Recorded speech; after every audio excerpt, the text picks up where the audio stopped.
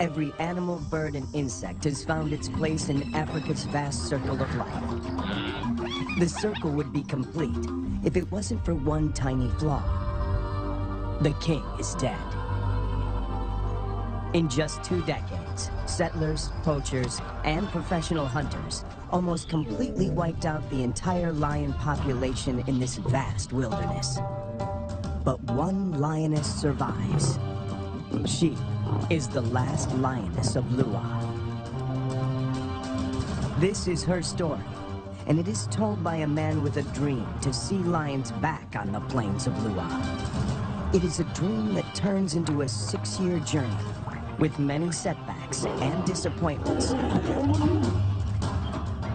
to resurrect a lion kingdom in the wild is a daunting task.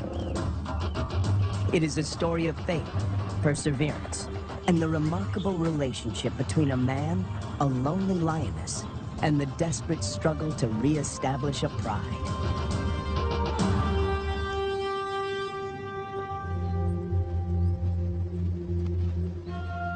The indigenous people of Lua know that a single lioness roams this plain. She keeps a low profile. There are more than 6,000 people living on these plains, and most of them are fishermen, crop growers, and cattle farmers. A sedentary cow is easy prey, but she avoids the villages, and she doesn't target their cattle. Instead, she perfected the art of surviving on her own. Without the help of a pride, this lioness had to adapt. When she hunts, the combination of patience, power, and speed is spectacular.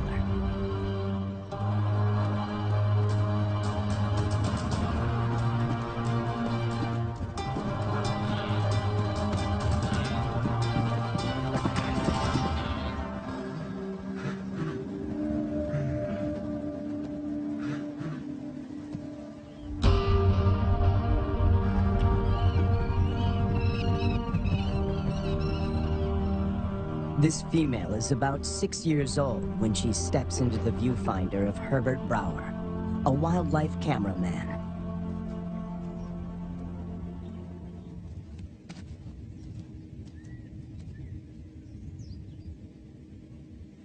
She'd been rarely seen, and if then only at a distance. But suddenly there she was, right in front of our eyes. Herbert is captivated by her and returns to the floodplains of Lua year after year. It comprises 3,600 square kilometers and borders Angola in the west. The bank of the Zambezi floodplain marks the eastern boundary of the park. People living here tell Herbert that the lioness has been alone for many years. They call her Lady Lua.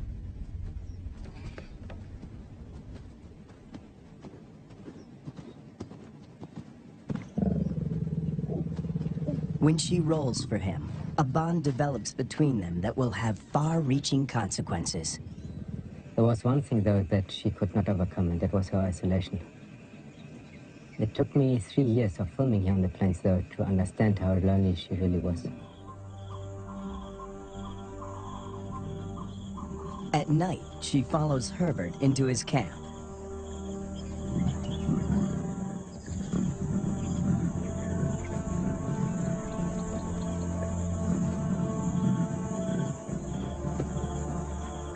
He would never expose himself to wild lions on foot, but he instinctively knows that she means him no harm.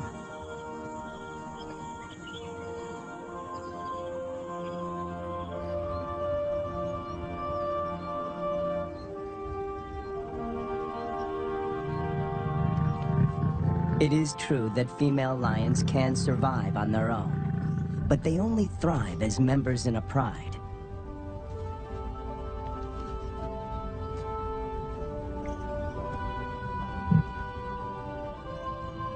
Is it possible to find Lady a mate? And could they produce cubs and form a new pride? These are the burning questions facing Herbert and experts at African parks.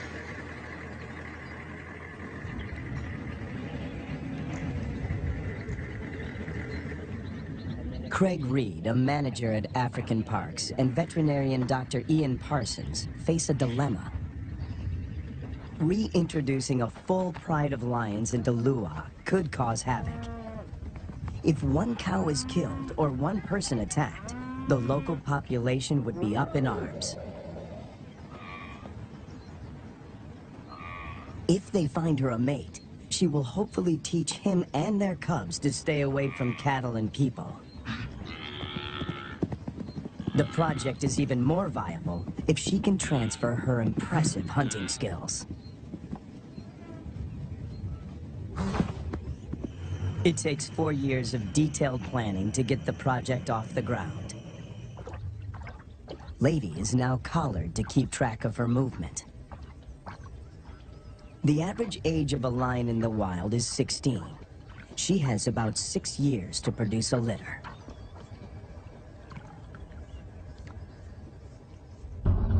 To find a mate for Lady, the team goes to neighboring Kafue National Park. Audio recordings of lionesses lure the males.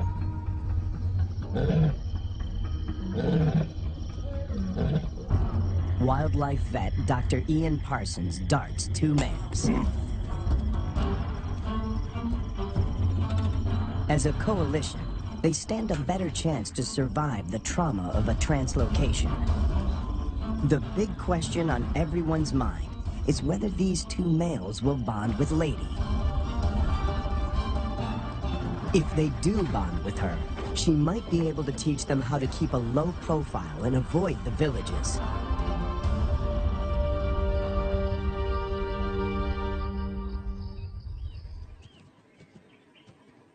The 2 lions wake up in an enclosure, or a boma, right in the middle of Lady's core territory.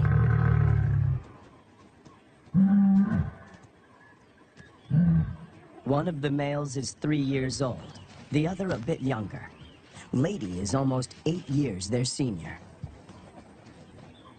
The age gap is intentional. Older lions might not submit to Lady's authority. Hopefully, these youngsters will.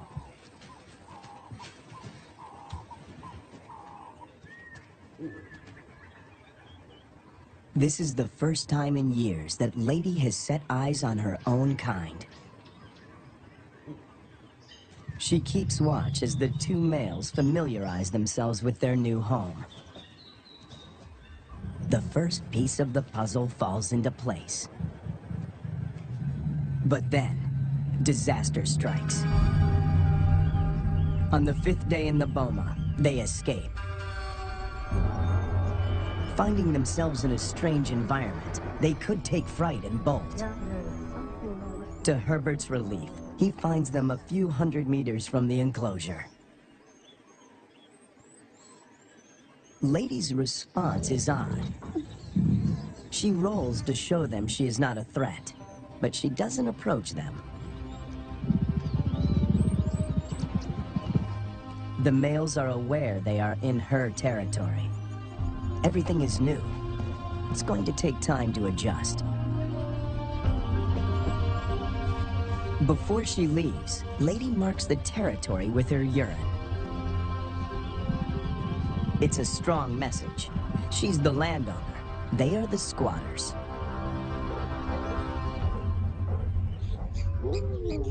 And then she leaves them. The presence of 2 new lions in Lua has a huge impact on the local residents. It's not only villagers that are now at risk.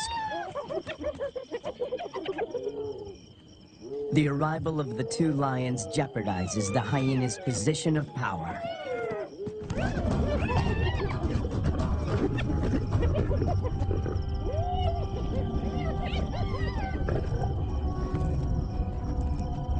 Together, they make a fearsome team.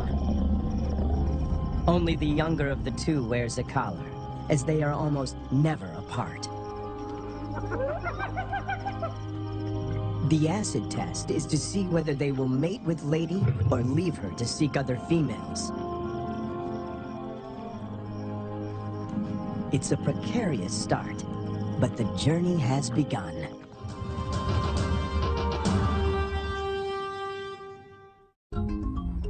almost 3 years go by without incident. It's November, the beginning of the rainy season. Thousands of wildebeest pour into Lady's territory. The males are hardly recognizable. They are now almost 6 years old, and their bodies are beefed up, their manes more pronounced. After all this time, they're still together and have bonded with Lady, who seems to be doing all the hunting.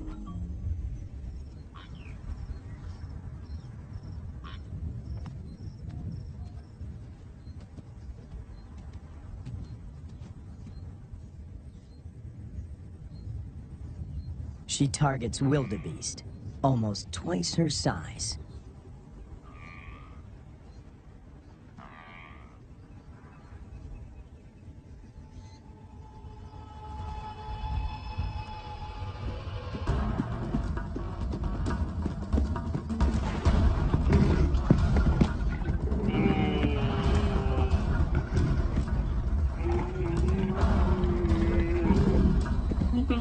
With a powerful bite to the neck, she suffocates her quarry. It's all over in minutes. The meat from a small calf could keep her going for a few days, but she's not hunting only for herself.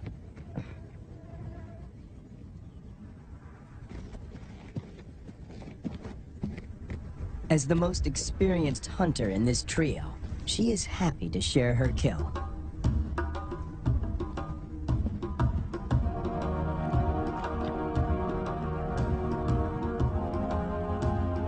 The fact that she allows the males to join her, and that they don't chase her off the carcass, is significant. Eating together is the first building block of a pride.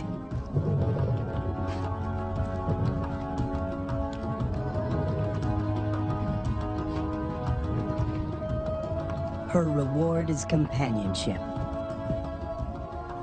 The males get the lion's share of her kill.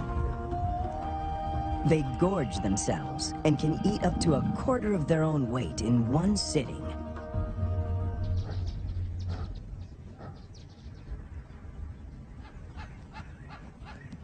For the first time, Herbert sees the two males compete. It is the younger of the two brothers that emerges as the dominant male.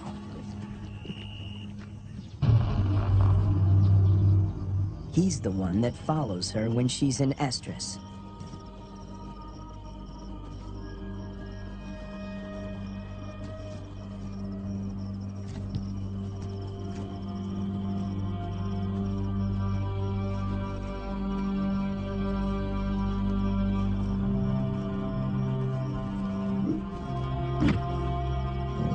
He grimaces, curling back his lips to expose an organ in the back of his mouth that picks up faint chemical pheromones.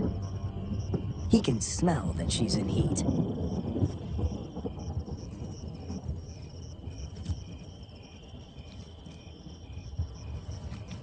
It's the dance Herbert has been waiting to film for years.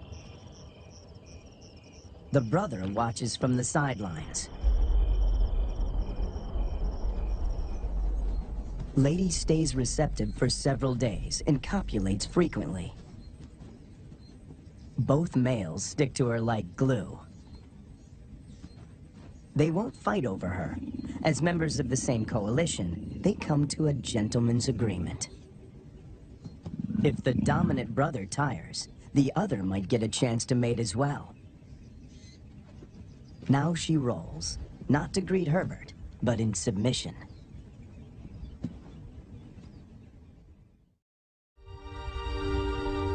When Herbert returns a year later, there are still no cubs.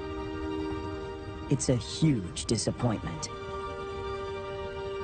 Lady is now almost 13 years old, and Herbert and the team must consider the possibility that she is infertile.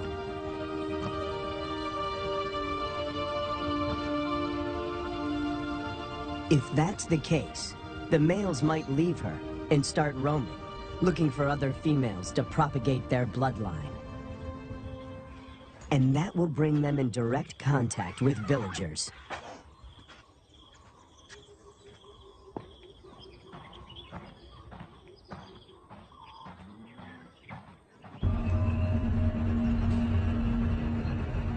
the team decides to import 2 young females. And that takes them back to Kafue.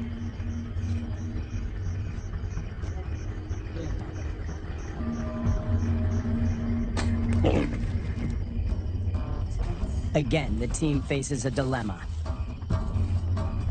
If the females are too old, they might injure Lady or drive her out of her territory. Too young, and the males might kill them.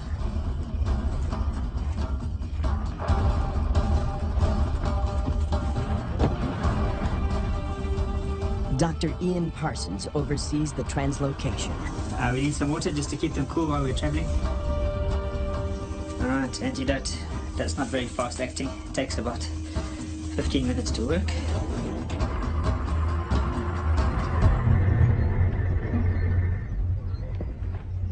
Tranquilized and blindfolded, the 2 females begin their journey to Lua. Their arrival is coded in irony. The tribe settled here more than 100 years ago on the orders of the first king to protect the wildlife.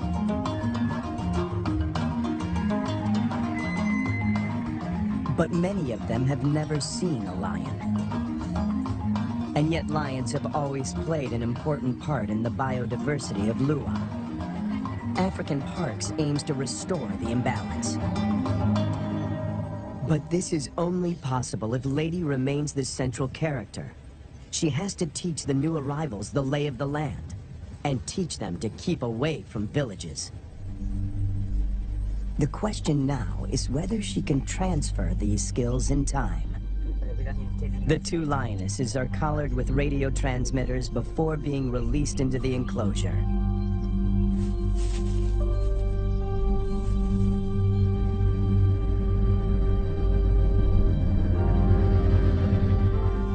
Lady's world is about to be turned upside down, once again.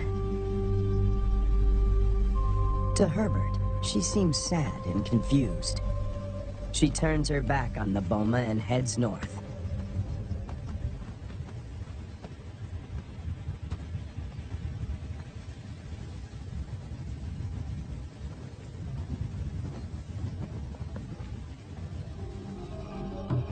The males, on the other hand, are very interested.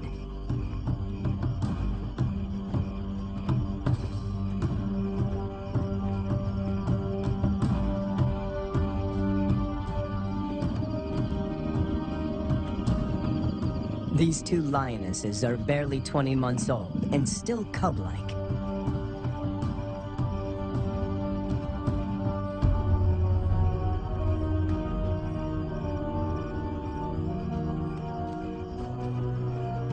Male lions are known to kill cubs they haven't sired.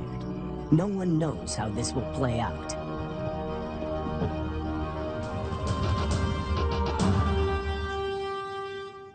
After 3 days, Lady makes a U-turn and returns to the fenced-off boma.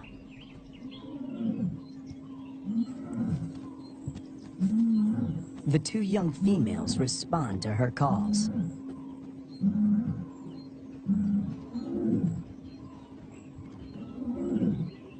The connection between Lady and the cubs is immediate. She engages.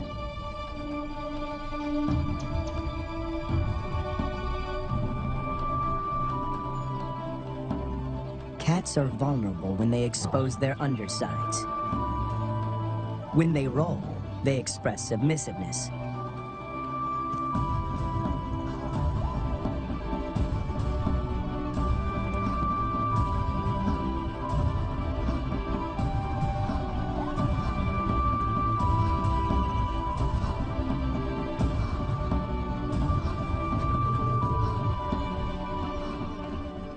But trouble is on the way.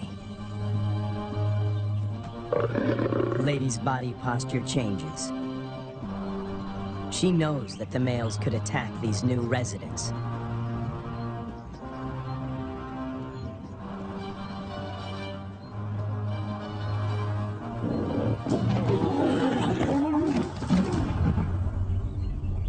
Ears back, every muscle contracting. She puts the males in their place.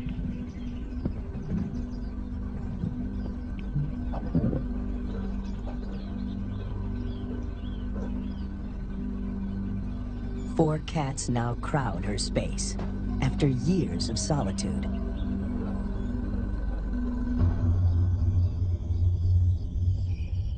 When the males were in the boma, Lady disappeared for days. But now she is intrigued by the cubs. She keeps constant vigil. The electrical current that runs through the fence is non-lethal, but does give a sharp jolt. Lady is clever. She discovers a broken wire and tries to gain access where the circuit is breached.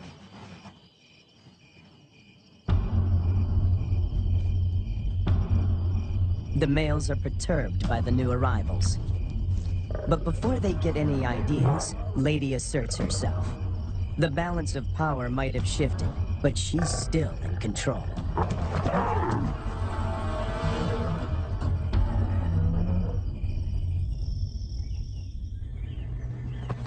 After 5 weeks in the boma, the team feels the young females are ready to be released.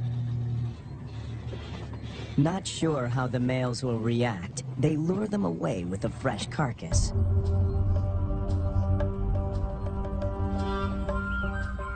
The young cubs have also not been fed for a couple of days.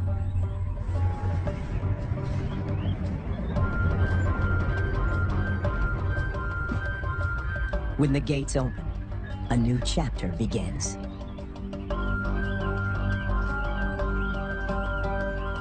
Lady is first on the scene. The cubs have spent more than a month in the boma to adjust. The question now is whether this newly forged bond will hold when they step through the gate.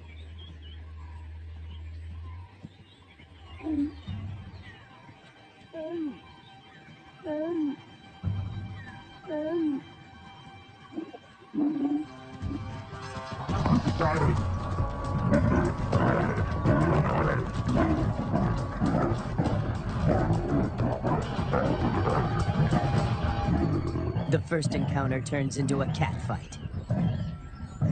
But it is more show than anything else. If Lady wants to kill these cubs, she can do so in the blink of an eye.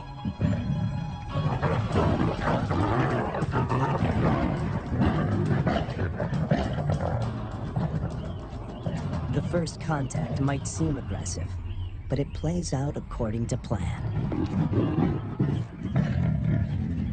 Lady is doing exactly what the team hoped for. She accepts them in her territory and establishes her dominance.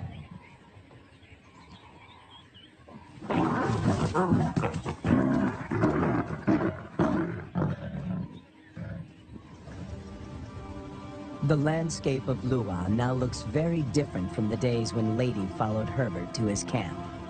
Now 2 young and subdued females follow her. But Lady is not used to having an entourage. She's not at all familiar with the dynamics of a pride.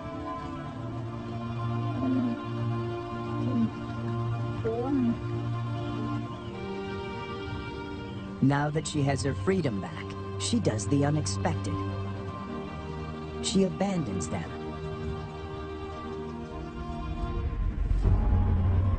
The 2 young females now find themselves in a new and unfamiliar environment swarming with hyenas.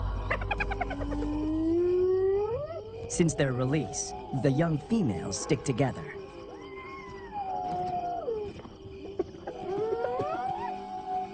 But their lives are in real jeopardy.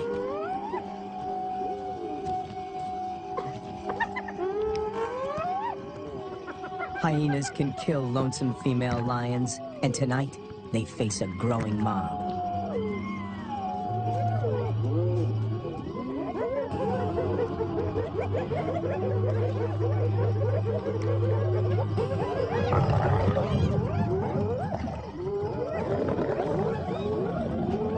In no time, the newcomers are surrounded by a hungry and ferocious clan.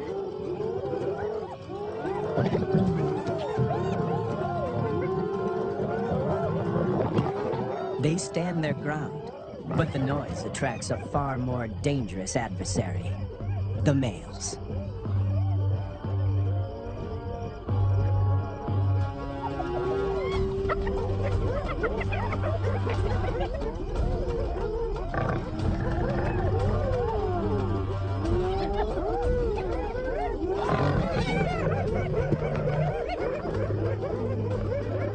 The two brothers have finally tracked down the youngsters in the wild, and Lady is nowhere in sight to protect them.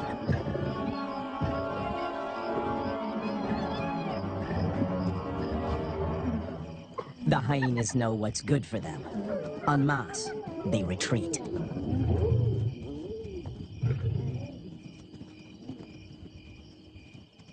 This is their first encounter with the males outside the boma. Anything can happen. The brown-collared female is first to bolt. The white collar is cornered before she can escape.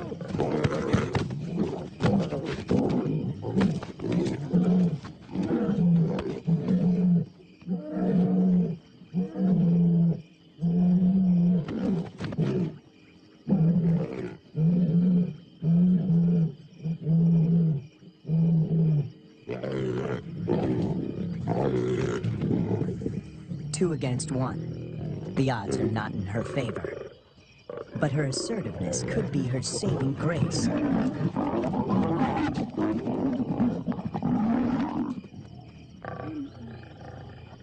At the right moment, she crouches in submission.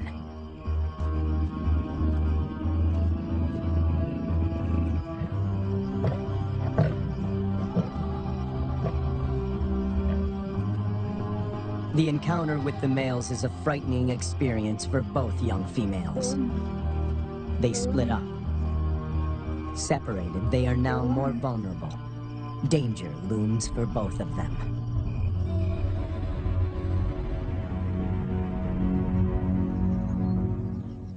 The team manages to track down the females, and they are reunited.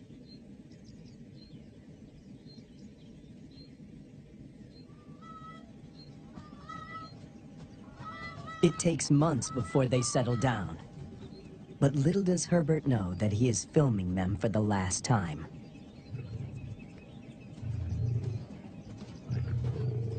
The next day, the brown collar is gone.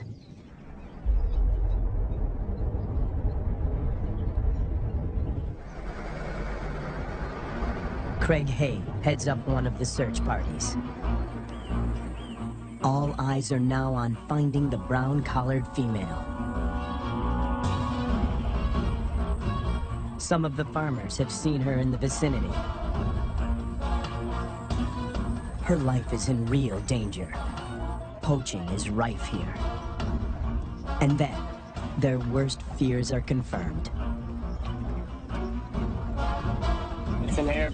A faint radio signal comes from a pond.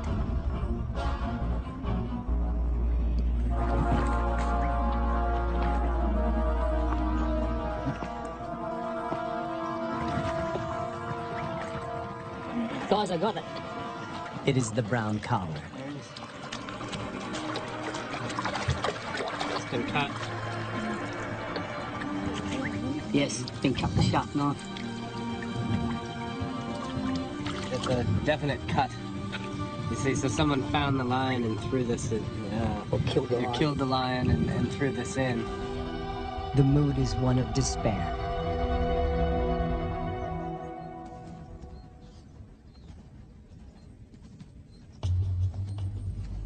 To complicate matters, the female in the white collar turns away from Lady's core territory and begins walking in a northwesterly direction towards Angola. Even if she survives, in time, she will outgrow the collar and suffocate. The dream to establish a pride in Lua begins to unravel. In an unexpected twist, the males follow the white-collared female to Angola. The further they move away from Lady's core territory, the less influence she has in keeping them out of danger zones. A rescue mission is launched to find the white-collared female and the males before they cross the border. Dr. Matt Becker, who runs the Zambian Carnivore Project, joins the search party. He spots the white-collared female a few kilometers from Angola. They dart her, but she runs into the reeds and almost drowns. She's breathing really well. It's a close shave. It's now 10 to 6. We have 40 minutes. She's going to be wet.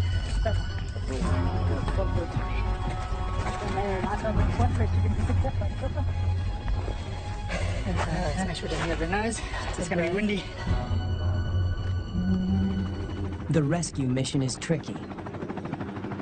The small helicopter can barely lift her, and the ground team must help before the pilot manages to get his precious cargo airborne.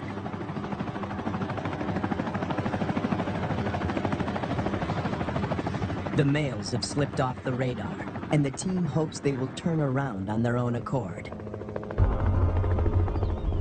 Meanwhile, more drama unfolds close to the boma. Lady is darted. The plan is to put her in the boma with the surviving female to try and forge a stronger bond between them.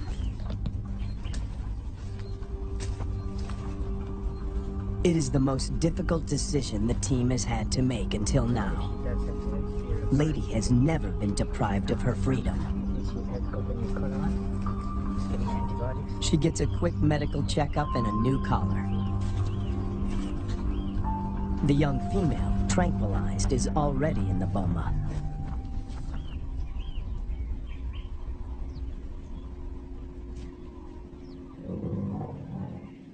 No one knows how Lady will behave in captivity.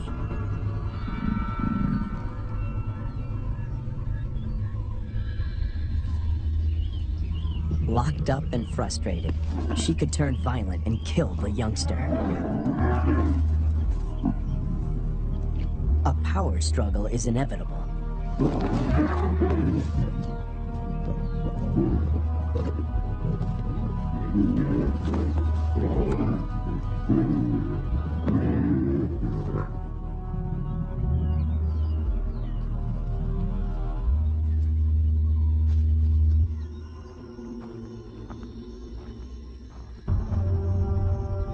More bad news. One of the males crosses the border and is killed by cattle farmers in Angola. Of the 5 lions, now only 3 remain. Would this be enough to start a pride? No one knows for sure. Lady, when she recovers from the anesthetic, is extremely agitated. She is on the wrong side of the fence and she can't dig her way out.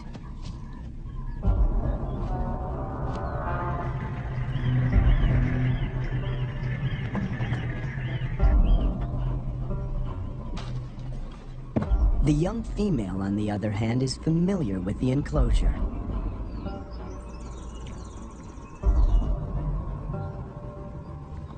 This puts her in a strong position to assert power and seize authority.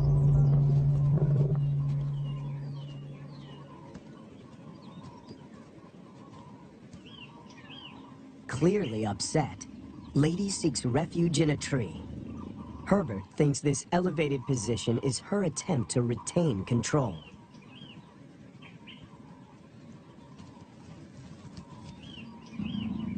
Hunger eventually tempts her down.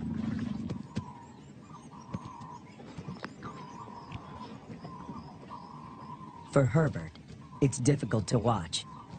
This is a situation which I never thought would happen, is that Lady would need to be put into the boma.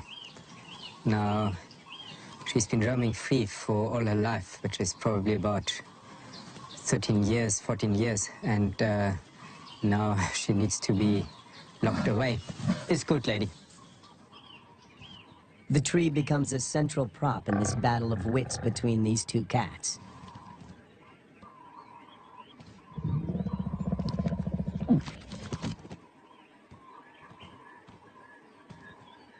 The young female catches on very quickly. She is lighter. If height is of any consequence, she can go higher.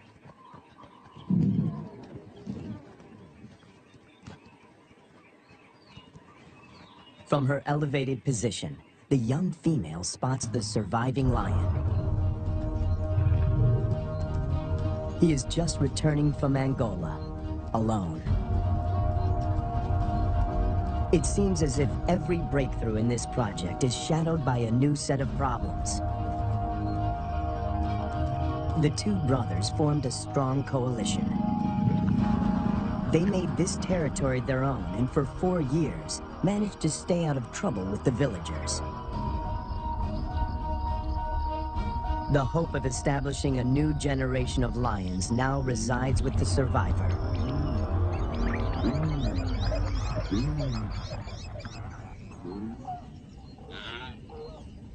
Lady and the young female emerge from the boma after 7 weeks.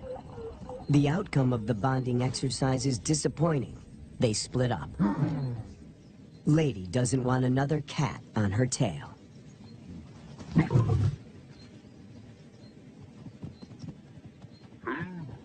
But the time in the boma did benefit the young female. It gave her time to mature.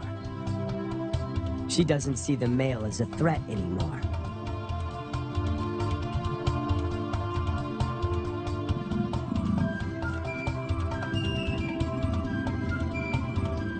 There is an explanation for her playful behavior.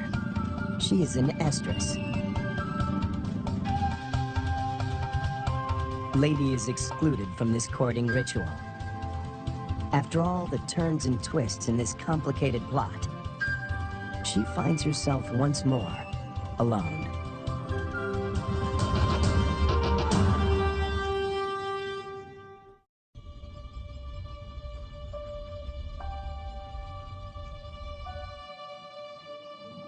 After hunting alone, the young lioness returns to the male. She is ready to mate. The project is one step closer to reaching its goal.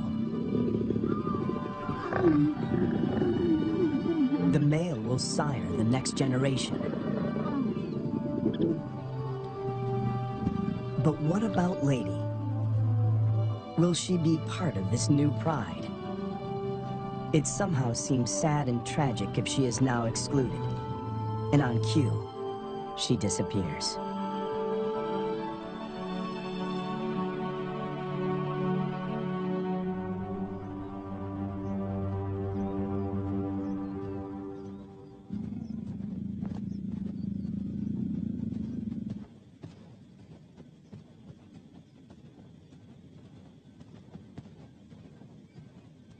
The male now follows the young female when she hunts.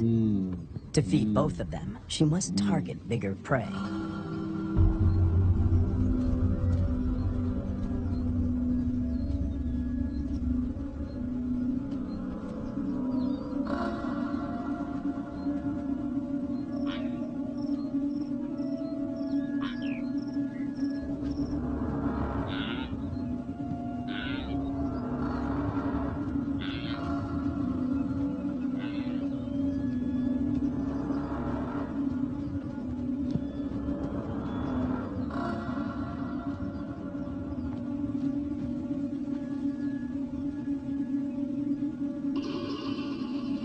The male is not helpful. His overeagerness spoils the hunt.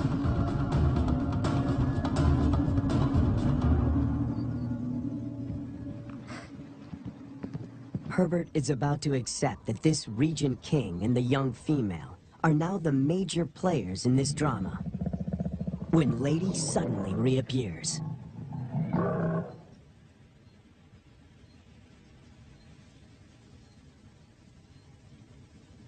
The young female watches the reunion from a distance.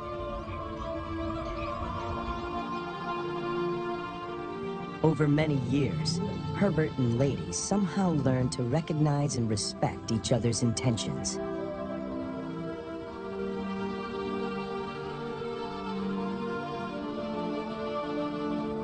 When she looks at him now, he feels he can almost hear her asking, "Is this what you wanted?"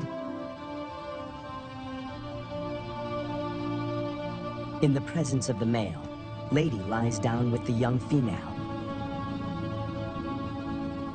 This is what a pride looks like.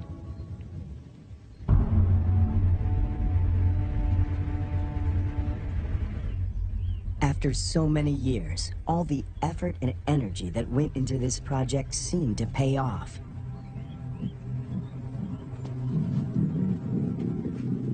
The young female frequently mates with the lion in Lady's presence.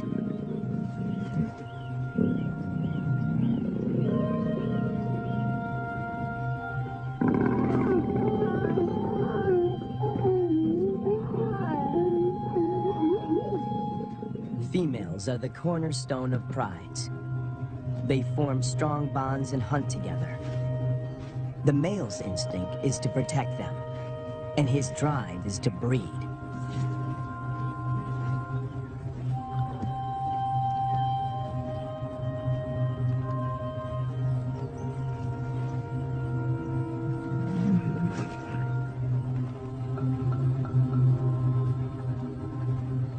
But a female in estrus that leads to mating is not a guarantee that this new pride is stable and secure.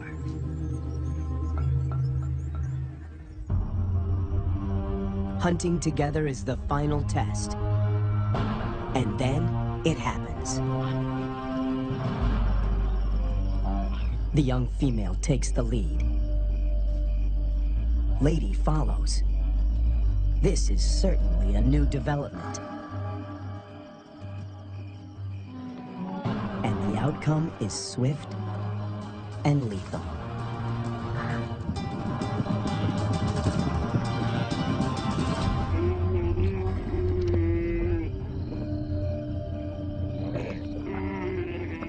In all his years at Lua, this is the first time that Herbert films Lady not hunting on her own.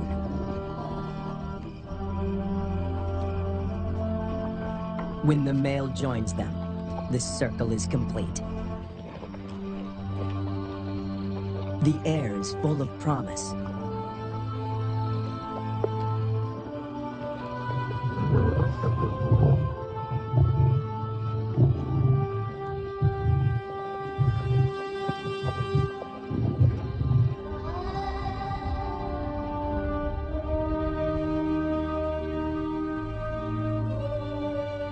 Lady remains the central force and protector of this new pride.